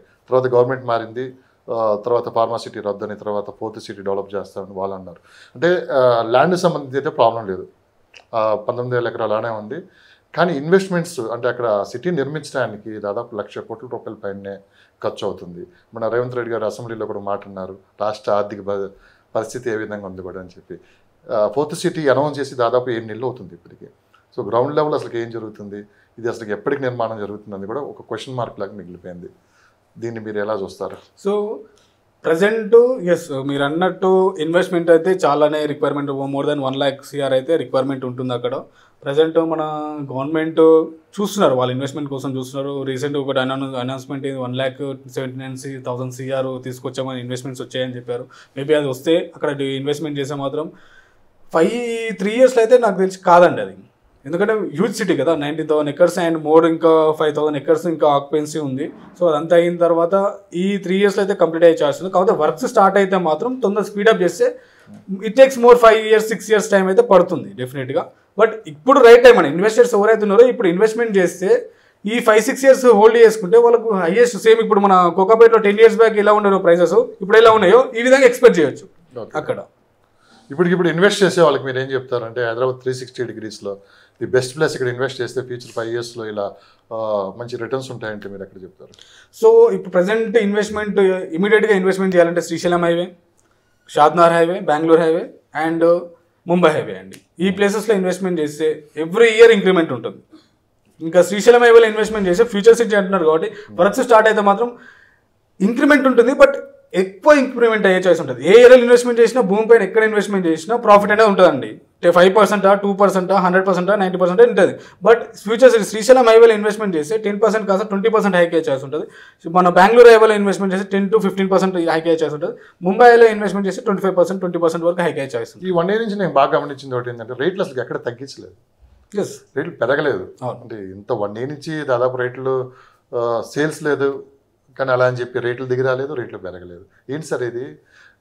వెయిట్ అండ్ సీ దూరంలో ఉన్నారంతా. సరే కొంచెం నష్టపోయినా పర్లేదు, మంచి రేట్ వస్తుందని చెప్పి వెయిట్ చేస్తున్నారా? సో భూమి మీద ఇన్వెస్ట్మెంట్ చేసిన వాళ్ళు ఎప్పుడు నష్టపోరండి. ఫస్ట్ థింగ్, ఎందుకు నష్టపోతారు? అసలు నష్టపోరు. ఎందుకు రేట్లు తగ్గించట్లేదు? ఫర్ ఎగ్జాంపుల్ అండి, మీరున్నారు ఒక ప్లాట్ 10 lakhsకి ఉన్నారండి, 8 lakhsకి అమ్మమంటే మీరు అమ్ముతారా? లేదు. మీరు 2 years వెయిట్ చేశారు, 11 lakhsకి అమ్మమంటే అమ్ముతారా? ఇంట్రెస్ట్ ఉంటే రాదు కదా. సో అలాంటప్పుడు వెయిట్ చేస్తే బెటర్ కదా. వెయిట్ చేసి మంచి రేట్ వచ్చినప్పుడే ఇంట్రెస్ట్ ప్రాఫిట్ క్యాలిక్యులేషన్ ఉంటుంది ఒకటి, ఆ సెగ్మెంట్ ప్రాఫిట్ క్యాలిక్యులేషన్ చూసుకొని మంచి రేట్ వచ్చినప్పుడే అమ్ముతారు. అంటే అన్లెస్ ఎమర్జెన్సీ ఉంటే తప్ప ఎవరు అమ్మరండి. ఇప్పుడు పీకల మీద కొన్ని ఫైనాన్షియల్ ఇష్యూస్ ఉంటాయి, చాలా కొంతమందికి హెల్త్ ఇష్యూస్ రావడం వల్ల డిఫరెంట్ టైప్స్ ఆఫ్ ఇష్యూస్ ఉన్నప్పుడు వాళ్ళు 10 lakhs కొన్న ప్రాపర్టీని 8 lakhsకి 6 lakhs కొని అమ్మే వాళ్ళు ఇట్లా ఉంటారు. సో వాళ్ళు తప్ప మిగతా వాళ్ళు అర్జెంట్ ఎమర్జెన్సీ ఫైనాన్షియల్ రిక్వైర్మెంట్ లేని వాళ్ళు ఎవ్వరు తక్కువ రేట్ కొన్నదానికంటే తక్కువ రేట్ కోరు అమ్ముతారండి, ఎవరు అమ్మరు. సో దానివల్ల ప్రైజెస్ అయితే హైక్ డౌన్ అయితే లేదు. కొనే వాళ్ళు ఏం చేస్తారు, ఎవరైతే ఇన్వెస్టర్స్ ఉంటారో వాళ్ళు ఎందుకు వెయిట్ చేస్తున్నారంటే సో ఇంకేమైనా తగ్గుతాయేమో ప్రైజెస్, లేదంటే బెటర్ ప్లేసెస్ అంటే గవర్నమెంట్ డిసిషన్స్ ఎక్కడ సైడ్ ఏ రూట్లో ఉంటాయో ఎటు సైడ్ ఉంటుందో అక్కడ ఇన్వెస్ట్మెంట్ చేస్తే ఇంకా గ్రోత్ వస్తుంది. దీనికోసం ఆగరు తప్ప. ఇదే టైంలో చాలా మంది ఇన్వెస్ట్ చేయడానికి రెడీగా ఉన్నారు. సో ఇది రైట్ టైం కాదని ఎదురు చూస్తున్నారు. ఇప్పుడున్న టైం కరెక్ట్ టైం ఇన్వెస్ట్ చేయడానికి ఇది పర్ఫెక్ట్ టైం అండి. Perfect time. Buyer market, seller market? Buyer market అండి. ఇది బయర్ మార్కెట్, సెల్లర్ మార్కెట్ కాదు. ఇది buyer market, right time. Investment చేయాలంటే రైట్ టైం ఇది. మంచి చాయిస్ ప్రాపర్టీస్ ఉన్నాయి. ఎవరైతే ఇన్వెస్ట్మెంట్ చేయాలనుకుంటే ఎక్సలెంట్ చాయిస్ ప్రాపర్టీస్ ఉన్నాయి మా దగ్గర అయితే. ఎటు చూసుకున్నా కానీ మార్కెట్లో 100 రూపీస్ ఉన్న ప్రాపర్టీ 75-80 రూపీస్కి ఉన్న ప్రాపర్టీస్ ఉన్నాయి మార్కెట్లో. అండ్ మోస్ట్లీ మా దగ్గర ఇంకా ఎక్కువనే అవి. ఓకే, ఇన్వెస్ట్మెంట్ చేయాలనుకున్న బయ్యర్కి డిమాండ్ ఉంది. ఇప్పుడు బయ్యర్ మార్కెట్ ఇది. ఇన్వెస్ట్మెంట్ చేయాలనుకున్న ఇన్వెస్ట్మెంట్ చేయండి. మీ దగ్గర ఉన్న డబ్బులని బ్యాంక్లోనో మీ ఇంట్లోనో పెట్టుకుంటే అది పిల్లలు పెట్టదు. భూమి పైన పెట్టండి, భూమి పిల్లలు పెట్టిస్తుంది. మీ వెబ్సైట్ ఉందా? ఉందండి, propertysr.com. propertysr.com. అండ్ మేము ఈ మంత్ ఎండింగ్లో April 2025 ఎండింగ్ వరకు మా మొబైల్ అప్లికేషన్ కూడా లాంచ్ అవుతుంది. మా మొబైల్ అప్లికేషన్ వచ్చేసి వీక్ డేస్ ప్రాపర్టీస్, వెబ్సైట్ కూడా week days properties. Contact number మీద? Contact number 9000774529. ఎన్ఆర్ఐకి కూడా మీరు ఈ సర్వీసెస్ అన్ని? ఎన్ఆర్ఐస్ కూడా ఇస్తాం. మా సర్వీసెస్ ఆల్ ఓవర్ ఇండియా అండి. ఇండియాలో ఎక్కడైనా సరే ప్రాపర్టీ సేల్ చేయాలనుకున్నా మేము సేల్ చేపిస్తాము, ఇన్వెస్ట్మెంట్ చేయాలనుకున్నా ఇన్వెస్ట్మెంట్ చేపిస్తాము, కన్స్ట్రక్షన్ చేయాలనుకున్నా కన్స్ట్రక్షన్ చేపిస్తాము. వరల్డ్లో ఎక్కడ ఉన్నా సరే ఇండియాలో ఇన్వెస్ట్మెంట్ చేయాలంటే మేము సజెషన్స్ ఇస్తాము, సర్వీస్ ప్రొవైడ్. చాలా కాన్ఫిడెంట్గా ఉన్నారు మీరు. మా సర్వీసెస్ అలా ఉంటాయండి. మా సర్వీసెస్ అలా ఉంటాయి. మేము ఇంతవరకు ఎవరిని నష్టపరచలేదు. సో మేము డెఫినెట్గా కాన్ఫిడెంట్గా ఉంటాం. ఓకే, ఎలాంటి ఇన్ఫర్మేషన్ కావాలన్నా మీరు ఇవ్వడానికి? ఎలాంటి ఇన్ఫర్మేషన్ కావాలన్నా ఇస్తాము, ఎలాంటి సర్వీస్ కావాలన్నా, రియల్ ఎస్టేట్ సంబంధించి ఎలాంటి సర్వీసెస్ కావాలన్నా ఇస్తాం. ఓకే, ఈ 15 సంవత్సరాల అనుభవం మీకు ఏం నేర్పింది? ఒక కస్టమర్ ఎలా మోసపోతున్నాడు, ఒక కస్టమర్ ఏమేమి ఇబ్బందులు పడుతున్నాడు, ఒక ఏజెంట్ ఎలా లాభపడుతున్నాడు, ఒక షార్ట్ పీరియడ్లో ఒక మధ్యవర్తి, అంటే ఇక్కడ మీడియేటింగ్ అంటే కమిషన్ బేస్ పైన చేసేవాళ్ళు కాదు, మార్జిన్ పెట్టుకునే వాళ్ళు. ఒక ప్రాపర్టీ పైన ఇన్వెస్ట్మెంట్ చేసిన పర్సన్ 5 years 6 years వెయిట్ చేసి ఎంతైతే లాభం వస్తుందో, ఈ మధ్యలో మధ్యవర్తి వ్యక్తి, అగ్రిమెంట్ హోల్డర్స్ అంటారు వాళ్ళని, వాళ్ళు వితిన్ 45 days 2 months అంత లాభం పొందుతున్నారు. ఈ ప్రాబ్లమ్ని నేను అబ్జర్వ్ చేశాను. అండ్ కొంతమంది ప్రాపర్టీ కొన్న తర్వాత వాళ్ళు ప్రాపర్టీని ఏ విధంగా లూజ్ అవుతున్నారు, డబుల్ రిజిస్ట్రేషన్స్ ఉన్న తర్వాత వాళ్ళు నిజాయితీగా పెట్టుబడి పెట్టిన వాళ్ళు కోర్టు చుట్టూ ఎలా తిరుగుతున్నారు. ఇన్ని ప్రాబ్లమ్స్ అబ్జర్వ్ చేసిన అండి. మీ వంతుగా మీకున్న ఇన్ఫర్మేషన్ 10 మందితో షేర్ చేసుకోవడానికి ఇలా ముందుకు వస్తున్నారా? అవునండి, 10 మందితో షేర్ చేసుకోవడానికి, 10 మందికి హెల్ప్ చేయడానికి, 10 మందికి సర్వీస్ చేయడానికి వచ్చానండి ముందుకి. ఓకే, సో చివరిగా ఇంటర్వ్యూ ముగించే ముందు ఎల్ఆర్ఎస్ గురించి ఎప్పటి నుంచి అడుగుదాం అనుకుంటున్నాండి. ఏంటి ఎల్ఆర్ఎస్ అంటే ఏంటి, దీనివల్ల అసలు ఎవరికి బెనిఫిట్ ఏంటి? సో ఎల్ఆర్ఎస్ అనేది లేఅవుట్ రెగ్యులరైజేషన్ స్కీమ్ అండి. ఇది ఓన్లీ గ్రామ పంచాయత్ లేఅవుట్స్కి మాత్రమే వర్తిస్తుంది. హెచ్ఎండిఏకి డిటిసిపికి ఆల్రెడీ లేఅవుట్ ప్లానింగ్ నెంబర్ వస్తుంటుంది కాబట్టి, అది గవర్నమెంట్ నుంచి అఫీషియల్గా అప్రూవల్స్ ఉన్నాయి కాబట్టి దానికి అవసరం లేదు. ఈ ఎల్ఆర్ఎస్ గ్రామ పంచాయతీ వెంచర్స్కి ఎందుకంటే, గ్రామ పంచాయతీ వెంచర్స్ చూసుకుంటే మనం ఎక్కడైనా సరే దానికి రోడ్స్ అనేవి ఉండవు. అంటే roads in the sense CC roads కానీ డాంబర్ రోడ్స్ కానీ ఇలాంటివి ఉండవు. రోడ్స్ ఉంటాయి కానీ సీసీ రోడ్స్ ఇలాంటివి ఉండవు. దాని డెవలప్మెంట్స్కి అమౌంట్ కావాలి కదా గవర్నమెంట్కి, అది తీసుకుంటుంది. అండ్ ఎలక్ట్రిసిటీ అనేది ఉండదు. ఎలక్ట్రిసిటీ వేయడానికి ఖర్చు అవుతుంది కదా, దానికి గవర్నమెంట్ అది హెల్ప్ చేస్తుంది. డ్రైనేజ్ సిస్టమ్ ఉండదు, and over head water tank ఉండదు, అండ్ వాటర్ కనెక్టివిటీ ఉండదు. సో ఇవన్నీ డెవలప్మెంట్ చేయడానికి గవర్నమెంట్ అనేది ఎల్ఆర్ఎస్ తీసుకుంటుంది. ప్రజెంట్ ఎప్పుడు చేస్తుందో అనేది మనకు తెలియదు, బట్ ఎల్ఆర్ఎస్ అనేది దీనికి యూస్ఫుల్ అవుతుంది. బట్ ఎల్ఆర్ఎస్ కట్టుకుంటే బెనిఫిటే, బట్ ఎప్పుడు కట్టుకోవాలనేది మనం బిల్డింగ్ పర్మిషన్ తీసుకున్నప్పుడు జనరల్గా కట్టుకుంటాం. ఎప్పుడైనా సరే BRS and LRS building permission తీసుకున్నప్పుడు కట్టుకుంటాం, పర్మిషన్కి వెళ్ళినప్పుడు. బట్ ఇప్పుడు గవర్నమెంట్ ముందుగా కట్టాలంటుంది, అది డిఫరెంట్ రీజన్స్ వల్ల. ఇది ఓన్లీ ఓపెన్ ప్లాట్స్ గ్రామ పంచాయత్ లేఅవుట్స్కి మాత్రమే వర్తిస్తుంది. నోటరీ ప్లాట్లకు కానీ, హెచ్ఎండిఏ వాటికి కానీ, డిటిసిపి వాటికి కానీ వర్తించదు. మన గుంటలలో అంటే నాలా కన్వర్షన్ కానీ ల్యాండ్స్కి కానీ వర్తించదు. ఇది ఆల్ ఓవర్ తెలంగాణ వర్తిస్తుంది. మన తెలంగాణలో అయితే హెచ్ఎండిఏ పరిధి కూడా పెంచుతున్నారు అన్నారు. అవును. సో ఇది ఔటర్ రింగ్ రోడ్డుకి ట్రిబులార్కి లోపలికే ఉంటుందా, ట్రిబులార్ దాటి కూడా ఉండొచ్చు? సో కొన్ని ఇన్సైడ్ ఇన్ఫర్మేషన్ ఏంటంటే ట్రిబులార్ అవుట్ సైడ్ 5 kilometers వరకు ఇట్లా పెంచుతాం అంటున్నారు. కొన్ని ఇన్ఫర్మేషన్ ఏంటంటే ఇన్సైడ్ ట్రిబులార్ వరకు ఉంటుంది అంటున్నారు. ఈ హెచ్ఎండిఏ పరిధిలో వచ్చేసి మనకు 51 villages వస్తున్నాయి, 16 మండలాలు వస్తున్నాయి, 13 municipalities వస్తున్నాయి అండి హెచ్ఎండిఏకి. హెచ్ఎండిఏ వస్తే బెనిఫిట్ ఏంటంటే ఎంప్లాయ్మెంట్ కొంచెం వరకు పెరుగుతుంది, అండ్ గవర్నమెంట్కి ఇన్కమ్ పెరుగుతుంది, భూమి రేట్లు కూడా పెరుగుతాయి. కాకపోతే కాస్ట్ ఆఫ్ లివింగ్ అనేది కూడా పెరుగుతుంది. అట్ ది సేమ్ టైం అన్నీ పెరుగుతాయి. కాస్ట్ ఆఫ్ లివింగ్ పెరుగుతుంది, ఎంప్లాయ్మెంట్ కొంచెం పెరుగుతుంది, భూమి రేట్లు పెరుగుతాయి, గవర్నమెంట్కి ఆదాయం పెరుగుతుంది. కాస్ట్ ఆఫ్ లివింగ్ పెరగడం వల్ల కొంతమందికి ఇబ్బంది అవుతుంది, కొంతమందికి ఏం కాదు, మంచిగా ఉంటుంది. సో ట్రిబులార్ అప్డేట్స్ ఏంటంటే ఎన్ని ఫేజ్లు నిర్మిస్తున్నారు? సో మొత్తం 350 kilometers పరిధిలో ఉంటుంది టోటల్. ట్రిబులార్ చుట్టుపక్కల అసలు ఇన్వెస్ట్ చేయొచ్చా? అంటే ఒకప్పుడు మనం ఓవరాల్ చుట్టూ ఇన్వెస్ట్ చేస్తుంటే అందరు నవ్వాం, ఆ ఎక్స్పీరియన్స్ అనేది ఇప్పుడు అందరికీ ఉంది కాబట్టి చాలా మంది ముందు చూపుతోటి ఇప్పుడు RRR చుట్టూ ఇన్వెస్ట్ చేయడానికి ఇష్టపడుతున్నారు. ఒక 10 years తర్వాత ఖచ్చితంగా అక్కడ అప్రిషియేషన్ వస్తుందని చెప్పి కూడా చాలా మంది నమ్మకంతో ముందుకు వెళ్తున్నారు. ఒకప్పుడు RRR చుట్టూ ఇన్వెస్ట్మెంట్ చేసే నవీన వాళ్ళు ఏడుస్తున్నారండి, తల బాదుకుంటున్నారు ఎందుకు ఇన్వెస్ట్ చేయలేదు అని చెప్పేసి.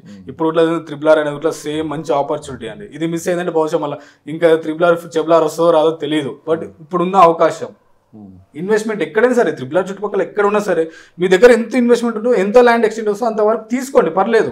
రోడ్ ఎక్స్టెంట్ అవ్వడం వల్ల ట్రాన్స్పోర్టేషన్ అనేది ఫ్రీ అవుతుంది. రేడియల్ రోడ్స్ రకరకాలుగా కనెక్టివిటీ ఎలా ఉంటుంది ఈ RRRకి ఓవర్ మధ్యలో రోడ్ కనెక్టివిటీ? RRRకి ఎన్ని రేడియల్ రోడ్స్ వస్తున్నాయి మొత్తం కంప్లీట్? రేడియల్ రోడ్స్ ఓవరాల్ గా 15 రేడియల్ రోడ్స్ వస్తున్నాయండి. ఎందుకంటే జరుగుతున్నాయి అవన్నీ ప్రెసెంట్ అయితే లేదండి. ప్రెసెంట్ అయితే RRR స్టార్ట్ అవ్వలేదు కదండి. ఫేజ్ 1 లో స్టార్ట్ చేసిన బడ్జెట్ కూడా రిలీజ్ చేశారు కేంద్ర ప్రభుత్వం. బడ్జెట్ రిలీజ్ అయింది కానీ భూసేకరణ కొన్ని ఏరియాస్ లో ఇంకా RRRకి ల్యాండ్ ఎక్వైర్మెంట్ కాలేదు. ఇప్పుడు ఇది నెక్స్ట్ 2026 ఏప్రిల్లో స్టార్ట్ అవ్వబోతుంది ఇన్సైడ్ ఇన్ఫర్మేషన్. 100% RRR అయితే కన్ఫామ్ గా వచ్చి తీరుతుంది. డెఫినెట్ గా 100% RRR అయితే 100% ఇది యూస్ఫుల్, ఇది హెల్ప్ఫుల్ మన స్టేట్ కి. అండ్ ఇంకోటి మన హైదరాబాద్ అనేది సెకండ్ క్యాపిటల్ అవ్వబోతుంది కదా ఇండియాకి. సో డెఫినెట్ గా RRR అనేది 100% ఇంపార్టెంట్. ఇది టోటల్ RRR అనేది 340 kilometers అండి. 8 districts మన తెలంగాణలో 8 districts ని కనెక్టివిటీ అవుతుంది. ఈ 8 districts అనేది డెవలప్మెంట్ అయినట్టే కదా. ప్లస్ మళ్ళీ ఈ రేడియల్ రోడ్స్ వల్ల గట్లా మన ఓఆర్ఆర్ నుంచి డైరెక్ట్ RRR వెళ్ళొచ్చు. ఎవరైతే సిటీ మనం కంప్లీట్ గా అదర్ స్టేట్స్కి వెళ్ళాలనుకున్న వాళ్ళు, సో దానివల్ల వెళ్తాయి. హెవీ వెహికల్స్ అనేవి అవుట్ సైడ్ వెళ్ళిపోతాయి. ఇన్సైడ్ ఇప్పుడు ఆల్రెడీ మీరు చూసుకుంటే ఓఆర్ఆర్ పైన ట్రాఫిక్ జామ్ అవుతుందండి. ట్రాఫిక్ స్లైట్ గా ఎక్కువైపోతుంది. సో ఇదంతా అవుట్ సైడ్ వెళ్ళింది అనుకోండి, మనకు ఇన్సైడ్ ఫ్రీ అవుతుంది. ఎవరైనా ఇన్వెస్టర్స్ రావాలనుకున్న రూట్లో వాళ్ళకి ఇప్పుడు మోస్ట్ ఆఫ్ ది గోడౌన్స్ అవన్నీ బయటకు వెళ్ళిపోతాయి. ఇప్పుడు కార్గో కంటైనర్స్ కానీ హెవీ ఎక్విప్మెంట్ ట్రాన్స్పోర్టేషన్ చేసేవన్నీ RRRకి వెళ్ళినాయి అనుకో, అక్కడ ట్రాన్స్పోర్టేషన్ ఇంపోర్ట్ అండ్ ఎక్స్పోర్ట్ జరుగుతుంది. ఎక్కువ ఇన్వెస్ట్మెంట్ చేస్తే అక్కడ బిజినెసెస్ జరుగుతాయి. సో డెఫినెట్గా గ్రోత్ అనేది ఉంటుంది. సో 2 ప్రశ్నలతో ముగిచ్చేస్తాను. సో ఈ ఫామ్ ల్యాండ్స్ పై మీ అభిప్రాయం ఏంటి? ఫామ్ ల్యాండ్స్ ఇన్వెస్ట్మెంట్ చేయడం బెటర్, కాకపోతే ఎక్స్టెంట్ చూసుకోవాలి మనం. 1 గుంట 2 గుంటలు ఇన్వెస్ట్మెంట్ చేస్తే వేస్ట్ అండి. మినిమం 1/2 acre 1 acre అలా ఇన్వెస్ట్మెంట్ చేస్తే అప్రిషియేషన్ ఉంటుంది. మీరు పెట్టిన పెట్టుబడికి హైక్స్ ఉంటాయి. కానీ లోన్స్ వస్తాయి, బ్యాంక్ లోన్స్ రావండి. ఓకే, ఫామ్ ల్యాండ్స్కి రావు. ఇప్పుడు కన్వర్షన్ అయి ఉండాలి. ఇప్పుడు ఒక బ్యాంక్ నుంచి లోన్ రావాలంటే నాలా కన్వర్షన్ అయ్యి ఉండాలి, అది HMDA DTCP అయి ఉండాలి, అండ్ రెసిడెన్షియల్కి నియర్ బై ఉండాలి. న్యూ వెంచర్స్కి వస్తుంది తప్ప లోను. రీసేల్ టైంలో HMDA వెంచర్స్లలో కూడా ఇవ్వరు.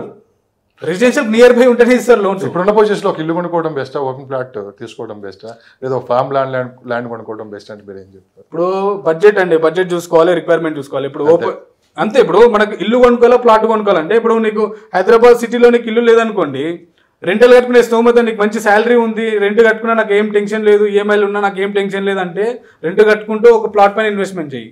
లేదు నాకు ఇమీడియట్గా రెంట్ కట్టుకోలేకపోతున్నా, నా దగ్గర సేవింగ్స్ ఉన్నాయి, నేను ప్లాట్ కొంటే మళ్ళీ ఇల్లు కొంటానో కొనదో తెలియదు, కట్టగలుగుతానో లేదో తెలియదు అన్నప్పుడు ఇల్లు కొనుక్కో.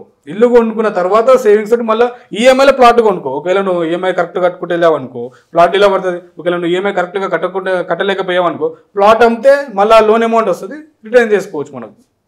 సో ఎన్ఆర్ఐ మార్కెట్ ప్రజెంట్ ఎలా ఉంది అంటే, ఇప్పుడు ట్రంప్ తీసుకుంటున్న నిర్ణయాలు చాలామంది జాబులు పోయి మళ్ళీ వెనక్కి వస్తున్నారు. ఇది రియల్ ఎస్టేట్ రంగంపై ఎంతవరకు పడే అవకాశం ఉంది? అసలు లాస్ట్ ఇయర్ ఎన్ఆర్ఐ మార్కెట్ ఎంత ఉంది? సో లాస్ట్ ఇయర్ ఓవరాల్గా అంటే ఇన్వెస్ట్మెంట్స్ కానీ, కంపెనీలలో ఇన్వెస్ట్మెంట్ చేసిన వాళ్ళు కానీ, రీటైల్ మార్కెట్ చేయడం కానీ మోర్ దాన్ 2 lakhs CR పైనే ఉందండి. ఇంకెక్కువనే ఉంది. నేను approximately more than 2 lakhs CR అంటే ఇంకెక్కువనే ఉంది. అంటే ఇన్వెస్ట్మెంట్ ఒక్కొక్క ప్రాజెక్ట్లో ఇన్వెస్ట్మెంట్ చేసిన 10,000 CR పడుతుందండి ఒక్కొక్క కొన్ని పర్సన్స్ ఉన్నారు.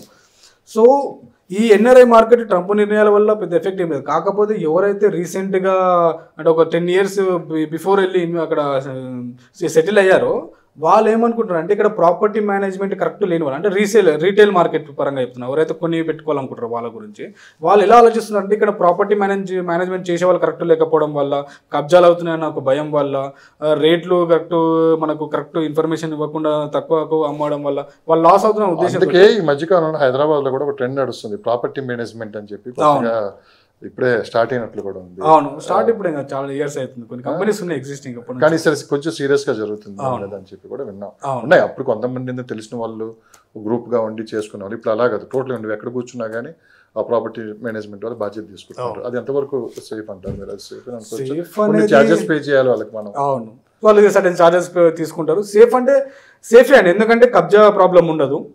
కబ్జాలో ఎవరు మనకు ఆక్యుపై పొజిషన్లోకి రాకుండా మొదటికే మోసం రాదు కదా. భౌతిక మోసం డిపెండ్స్ అండి, చూడాలి కదా. ఇంతవరకు అయితే అలాంటి ఫేస్ చేసిన వాళ్ళు ఉన్నారా లేదో తెలియదు, వస్తారా తెలియదు. మరి థ్యాంక్ యూ అండి. ఇప్పుడు మీరు మీడియేటర్ అన్నారు, అసలు కస్టమర్కి మీరు ఏం చెప్పదలుచుకున్నారు ఒకసారి మా ప్రేక్షకులు మీరు చెప్తారా? ఎందుకంటే ఎంత జెన్యున్గా ఉన్నా కానీ మనం ఎంత జెన్యున్ ఉన్నా కానీ ముందు వినేవాడు కూడా ఉండాలి. కాబట్టి మీరు ఏం చెప్పదలుచుకున్నారు? బేసిక్గా ఒక మీడియేటర్గా 15 సంవత్సరాల అనుభవంతో ఒక రియల్ ఎస్టేట్లో ఇన్వెస్ట్ చేసే వాళ్ళకి మీరు ఏం చెప్తారు? సో బేసిక్గా ఒక మీడియేటర్ని మీరు నమ్మాలంటే, మీరు ఏదైనా ప్రాపర్టీ అమ్మాలన్నా కొనాలనుకున్నా ఒక మీడియేటర్ బ్యాక్గ్రౌండ్ చెక్ చేసుకోవాలి. అంటే వాళ్ళు ఎన్ని ట్రాన్సాక్షన్ చేశారు, ఎలాంటి సర్వీసెస్ ఇస్తున్నారు మాకు. సో మేము అమ్మాలనుకునేటప్పుడు మాకు ఏదైతే రేటు వస్తుందో ఆ రేటు మాకు డైరెక్ట్ బయ్యర్ సైడ్ నుంచి వస్తున్న ప్రైజా, లేదంటే మధ్యలో మీడియేటర్ ఫిక్స్ చేసిన ప్రైజా, ఇది తెలుసుకోవాలి సెల్లర్. అండ్ బయ్యర్ కూడా ప్రైస్ విషయంలో డైరెక్ట్ ఓనర్ చెప్పిన ప్రైజా ఇది, లేదంటే మీడియేటర్ చెప్పిన ప్రైజా చూసుకోవాలి. అండ్ మీకు ఏదైతే మీటింగ్ అరేంజ్ చేస్తారో మీడియేటర్, అది డైరెక్ట్ సెల్లర్ తోటి మీటింగ్ అరేంజ్ అవుతుందా, లేదంటే మధ్యలో థర్డ్ పార్టీ పర్సన్ తోటి మీటింగ్ అరేంజ్ అవుతుందా. మోస్ట్లీ మీరు లాస్ అయ్యే చాయిస్ ఎక్కడ ఉంటుందంటే అగ్రిమెంట్ హోల్డర్ త్రూ దగ్గర మీరు సిట్టింగ్ చేస్తే ప్రైస్ అనేది మీరు డెఫినెట్గా మీకు హైక్ అవుతుంది. సెల్లర్కి బయ్యర్కి ప్రైస్ అనేది హైక్ అవుతుంది, సెల్లర్కి ప్రైస్ అనేది తగ్గుతుంది. సో ఇక్కడ బయ్యర్ కూడా ఏంటంటే కొన్న ప్రాపర్టీ ఎంత జెన్యూనిటీ, ఎంత లీగాలిటీ, మాకు ఏ విధంగా మాకు హెల్ప్ఫుల్ అవుతుంది, ఒక మీడియేటర్ మనకు ఏ విధంగా సర్వీసెస్ ప్రొవైడ్ చేస్తాడని చెప్పి చూసుకోవాల్సింది ఏంటంటే డాక్యుమెంట్ వెరిఫికేషన్ మీడియేటర్ చేసిస్తున్నారా లేదా చూసుకోవాలి, ప్రాపర్టీ క్లీనింగ్ మీడియేటర్ చేస్తున్నారా లేదా చూసుకోవాలి, ప్రాపర్టీ క్వాలిఫై చేస్తున్నారా లేదా చూసుకోవాలి. ఇక్కడ ప్రాపర్టీ క్వాలిఫైయింగ్ ఏంటంటే డాక్యుమెంట్లో ఏదైతే మనం ప్రాపర్టీ మెజర్మెంట్స్ కానీ డైమెన్షన్స్ కానీ ఎక్స్టెంట్ కానీ ఉందో అది పొజిషన్లో ఫిజికల్గా ఉందా లేదా చెక్ చేసుకోవాలి. అది మీడియేటర్ మీకు చూపిస్తున్నారా లేదా చెక్ చేసుకోండి. అండ్ ప్యాకర్స్ అండ్ మూవర్స్ అంటే ప్రతి ఒక్కరికి కొన్ని అడిషనల్ సర్వీస్ ఇది ఒకటి. అండ్ ఇన్వెస్ట్మెంట్ సెక్యూరిటీ సర్టిఫికేట్ అనేది మోస్ట్ ఇంపార్టెంట్ అండి. ఈ డాక్యుమెంట్ వెరిఫికేషన్, డ్రాఫ్టింగ్ ఇవన్నీ చేయకుండా ఇన్వెస్ట్మెంట్ సెక్యూరిటీ సర్టిఫికేట్ ఇవ్వాల్సి ఉంటుంది.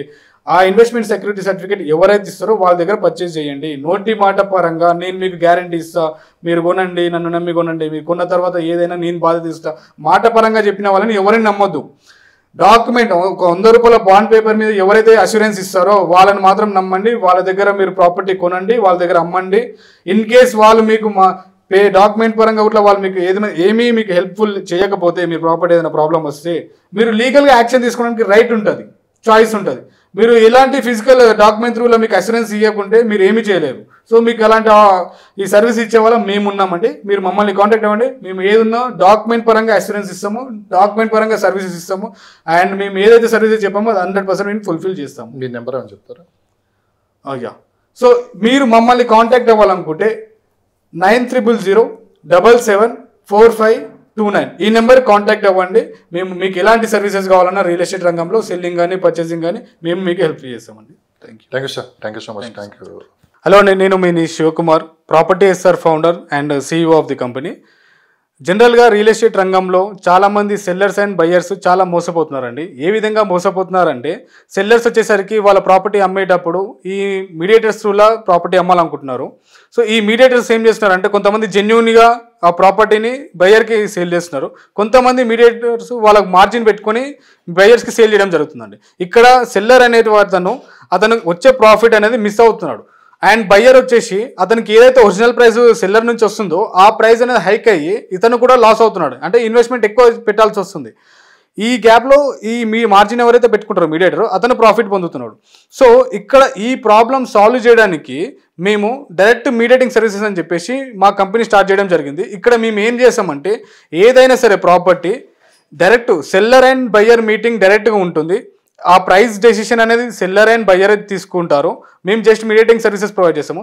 మా సర్వీసెస్ ఏమేమి ఉంటాయి, ఇప్పటి వరకు ఎవరు మీడియేటర్స్ ఇవ్వనటువంటి సర్వీసెస్ మేము మా సెల్లర్కి అండ్ బయ్యర్స్కి ప్రొవైడ్ చేస్తున్నాం. ఆ సర్వీసెస్ ఏంటి అంటే document verification, complete document verification అనేది మా కంపెనీయే మేము చూసుకుంటాము.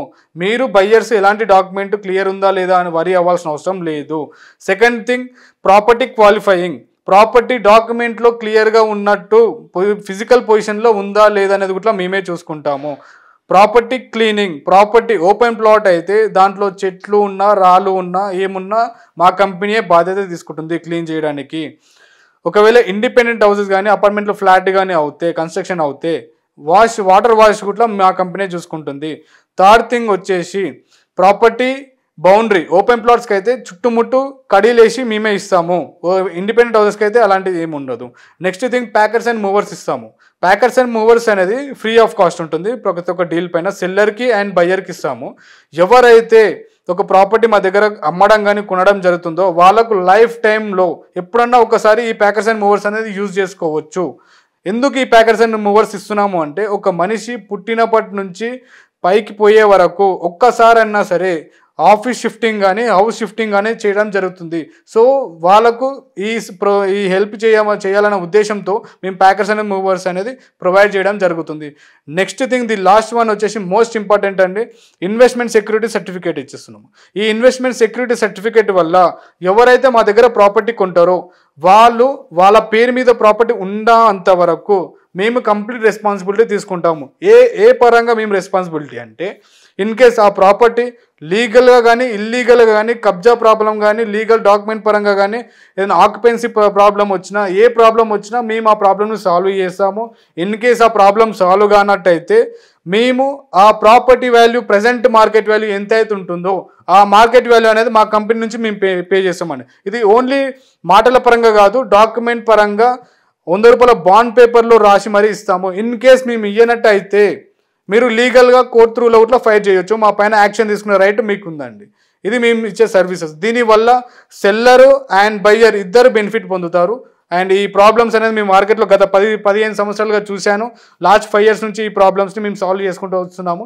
చాలామంది దీనికి యూస్ఫుల్ అన్నారు, హెల్ప్ఫుల్ అయింది చాలామందికి. ఇది ఇంకా ప్రొవైడ్ చేయాలనుకుంటున్నాము. మీరు మంచిగా మీ ప్రాపర్టీ ఇన్వెస్టర్స్ కానీ సెల్లర్స్ కానీ మార్కెట్లో మోసపోకూడదు అంటే మమ్మల్ని సంప్రదించండి. మేము మీకు జెన్యూన్ సర్వీసెస్ ఇస్తాము, మేము హెల్ప్ చేస్తామండి. Thank you. సో మీరు మా సర్వీస్ కనుక పొందాలనుకుంటే 9000774529 ఈ నెంబర్కి కాంటాక్ట్ అవ్వండి. మేము మా సర్వీసెస్ మీకు అందిస్తాము.